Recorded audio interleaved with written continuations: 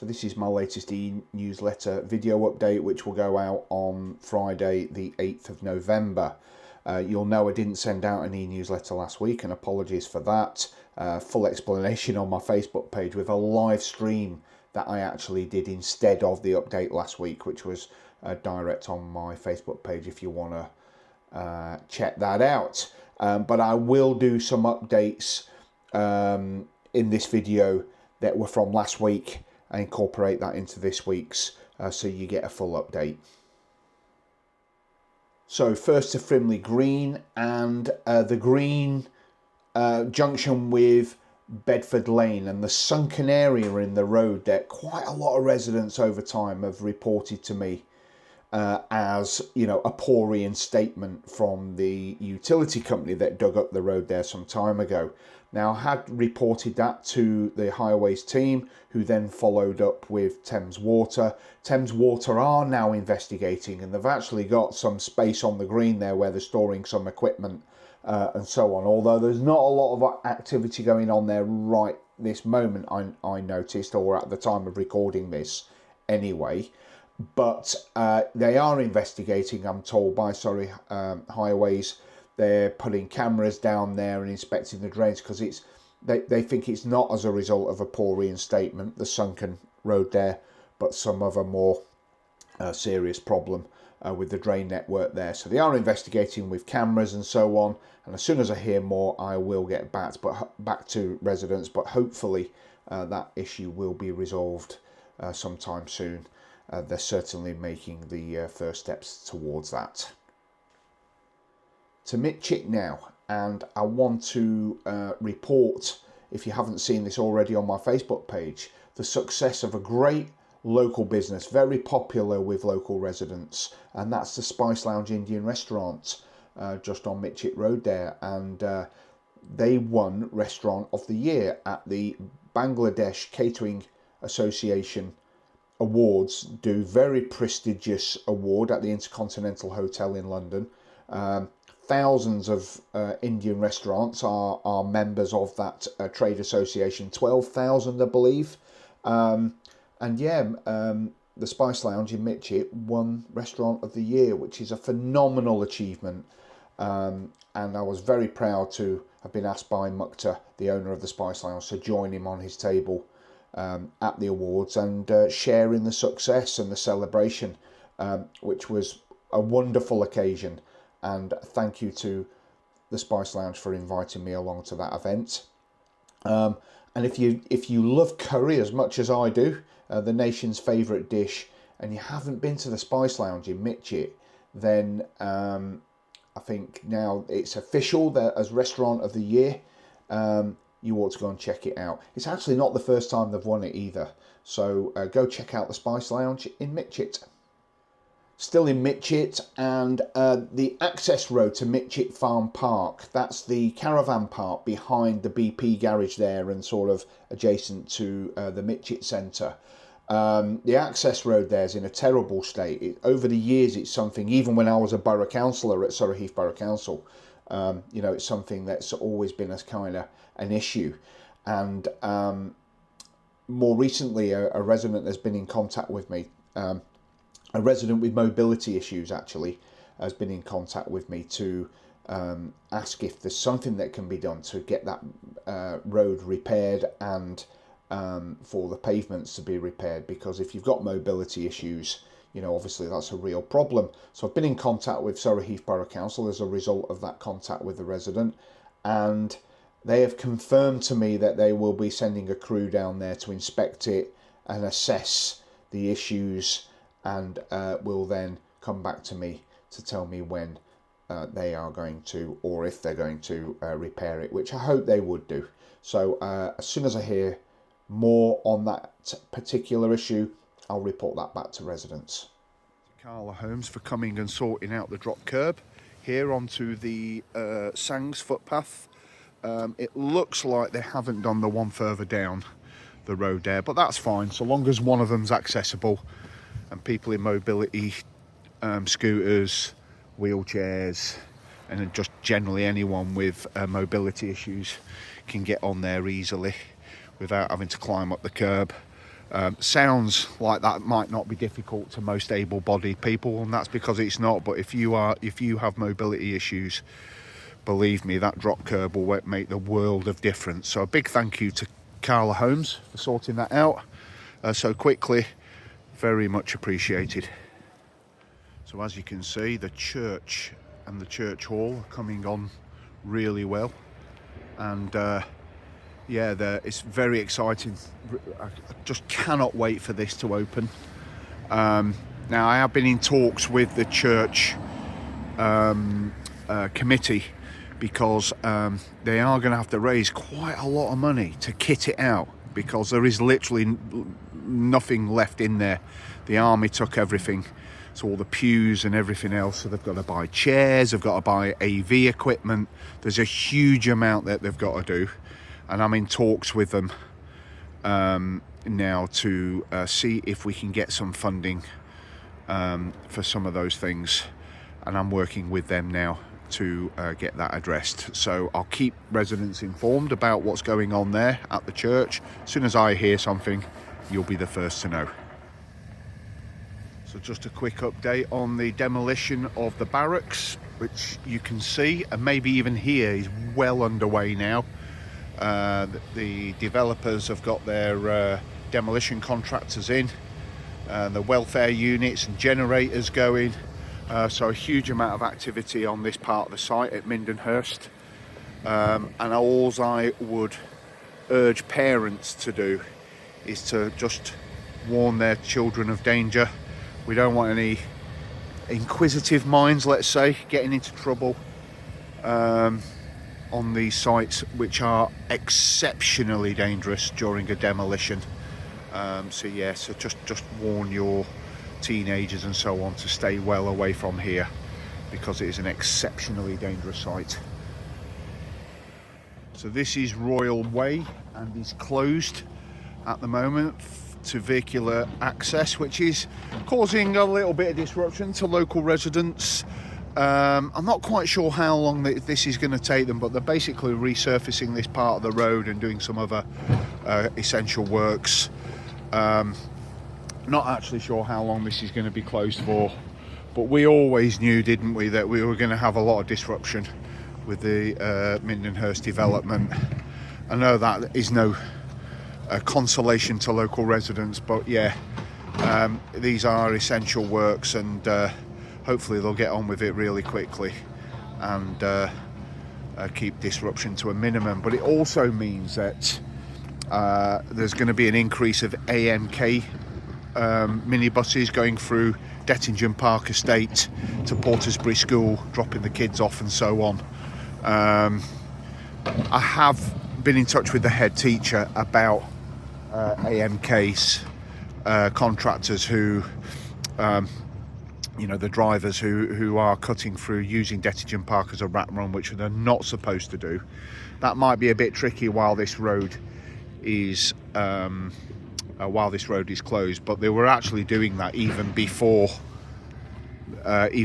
this road was closed. So I have been in touch with the head teacher at Portersbury, who has in turn been in touch with AMK. So hopefully we'll see an improvement with that situation once Royal Way is reopened. So I'm on Newfoundland Road now in Deepcut, and as you can see, the developer, or Skanska, has got to work here on the resurfacing of the road, which will also form part of access for things like deliveries and so on to the new supermarket when it finally opens. But yeah, massive amount of work going on here, as you can see. They're doing the pavements as well, so yeah, this will be a massive improvement when it's all complete.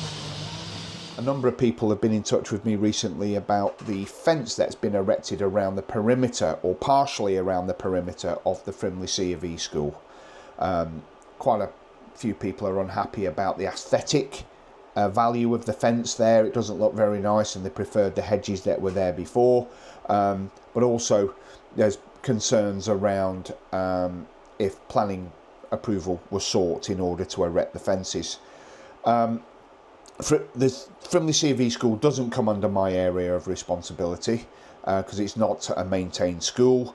However, I did email the head of the school and just asked what the rationale was behind erecting the fence, and as always she got back in touch with me very quickly, and she basically advised me that the fencing was needed needed replacing and was reviewed as part of an ongoing focus and priority on safeguarding, which is obviously a very important matter. I've been asked to reassure residents that the fencing project did happen after consultation with the planning authority, which is Surrey Heath Borough Council, and has only been extended to cover a section of the hedge that has recently been killed off by cars driving into it. So that's the update from the head teacher, Mrs. Wright, and I know that's not what some residents want to hear, but the school is entitled to make their children the priority in terms of safeguarding and all that sort of stuff. So from the school's point of view, it was a necessary action. Camberley West, as a lot of residents will know, my good friend and councillor colleague David Lewis is poorly at the moment and undergoing treatment, so I agreed to look after his casework just to allow him to focus on his treatment and getting better. So I've been looking after things for him. Now, I had a good walk around the St Michael's area of Camberley West with the community link officer Mila. We identified a number of issues at that location. There was some fly tipping going on, broken fences, and just stuff that generally made the place look untidy. So those are issues that we are actively pursuing and trying to resolve, and of course I'll keep residents updated about that as and when needed. But also I met with one of the ward councillors. I was meant to meet with both of the ward councillors for St Michael's, but one of them had a bit of difficulty joining the Zoom call. But anyway, we discussed a number of Surrey County Council issues that they brought to my attention. So some highways related matters, but also some antisocial parking and a request for some parking enforcement in some of the hotspots, which I will take away in order to get looked at. And that was at the top of Frimley Road by the co-op there. There's also an issue with the bus shelter there that got destroyed as a result of I think a bus actually hitting it or a truck hitting it. So we're looking at seeing if there's any way we might be able to get that replaced, although that is proving to be quite tricky. But anyway, I will update residents about that as and when. When Mila and I were walking around St Michael's, we actually bumped into a housing officer from Accent, who's the local housing officer for that area, a guy called Richard. Really nice guy. We had a quick chat there because he was busy, as were we. But I asked him when we bumped into him if he would be willing to meet with us, which he agreed immediately. A couple of emails were exchanged, and then we met on Zoom and discussed quite a lot of issues, including fly tipping and that type of thing, which he was actually very quick to get resolved, which was fantastic. But he also gave us some updates on some issues relating to Accent properties, and one of those is that he was able to update us that all windows in Accent properties should be getting renewed in January 2025, which will make a big difference to people's properties in terms of heating, insulation and all that type of thing, which is really good news. So that's great news, and I'm sure Accent will be communicating with residents about that in due course. Accent are going to go back to one of their contractors as well and ask for some work to be completed via the community payback scheme, which means that more gardens might get cut back and improved. Now, some of the gardens we did spot while we were down there when we were doing our walk around were in a pretty dreadful state and making the area look a bit untidy and all the rest of it. But I think what we have to consider is that quite a lot of those properties belong to people who might be elderly or have mobility issues and can't look after their own gardens for whatever reason. So we do have to be mindful and sympathetic to that. But Axon are looking at securing some funding in order that we can, through the community payback scheme, get some of those gardens tidied up. And again, I will update residents as soon as I hear more about that. But that is also good news. He did confirm, because we asked if there was any possibility of the play areas getting improved, the existing play areas. And he did actually say that there's no funding in the pipeline for that, unfortunately, but would repair issues where they arise. And one item we did bring to his attention was the basketball court fence that surrounds the basketball court, that the centre support is broken or leaning in towards the basketball court there, and it actually makes it look untidy. So I asked if he could get that looked at and get that straightened, or repaired, whatever the case may be. And he also confirmed that they may also put in some other added facilities. There may be some soccer goals or that type of thing. So that's another thing that Accent are looking at. And he also asked if we could help promote a fantastic Christmas event that Paula Arnold, their community development partner, has organised at St Michael's Church on the 4th of December between 4 and 7. And there'll be all sorts of activities going on there. A good one for the kids, I would suggest, which will include tree decoration makings and making Christmas cards and all that sort of stuff. And it's a completely free event, so I hope residents will take advantage of that. I'm going to put it in my diary, and if I am free, as long as nothing crops up in between now and then, I'll try and attend that and be available to local residents should they have any queries that they want to raise with me. So that's my update for Camberley West. I do want to get round the rest of Camberley West, so Watchett's ward in particular. I have extended an invitation to the ward councillors there to meet with me to discuss any issues. They did say they were going to get back to me to do that. They haven't done that yet. That's not a criticism. It is a busy time of year in local government. There's a lot going on at the moment. No doubt they'll take me up on that offer soon. But I will be having a walk around the Watchett's area of Camberley West very soon. And if you are a Watchett's resident watching this and you have any issues that you want to raise with me, please don't hesitate to get in contact.